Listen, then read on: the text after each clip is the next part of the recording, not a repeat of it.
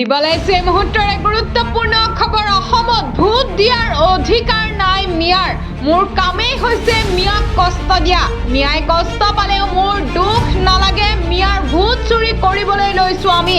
মিয়াই বাংলাদেশতহে ভোট দিব লাগে। অসমত SIR আহিলে 4-5 লাখ মিয়াৰ ভোট কটা যাব। তিনিচুকীয়া দুলীয়াজানলৈকে মিয়া আহি গ'ল। এতিয়া আমি সাৱধান হবৰ হ'ল। ভোট কৰ্তন বিষয়ক লৈ বৃহৎ মন্তব্য কৰিছে মুখ্যমন্ত্ৰী হিমন্ত বিশ্ব শৰ্মাই। বিস্ফোৰক মন্তব্য কৰিছে যে অসমত ভোট দিয়াৰ অধিকাৰ নাই মিয়াৰ। মোৰ কামেই হৈছে মিয়াক কষ্ট দিয়াটো।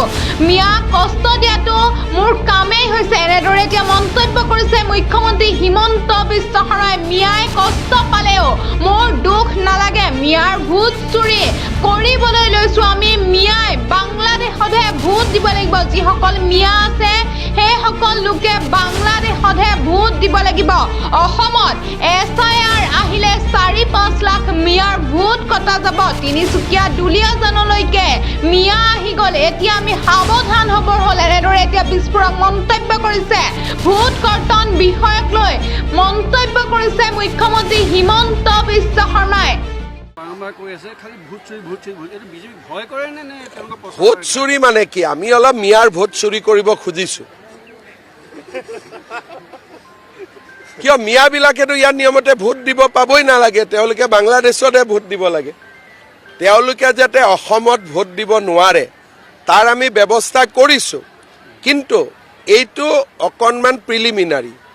SIR যেতিয়া আহিব, অসমতো এতিয়া SIR অহাই নাই, তেতিয়া মিয়া ভোট 4-5 লাখ কাটিব লাগিব।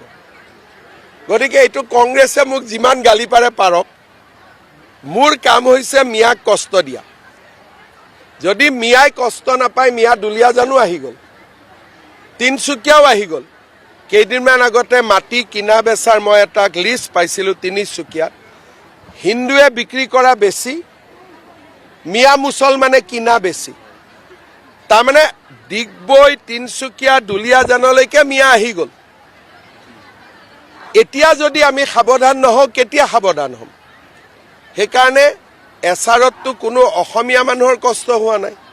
অলপ মিয়াই কষ্ট পাওক না, তাত আমি কিয় বেয়া পাব লাগে?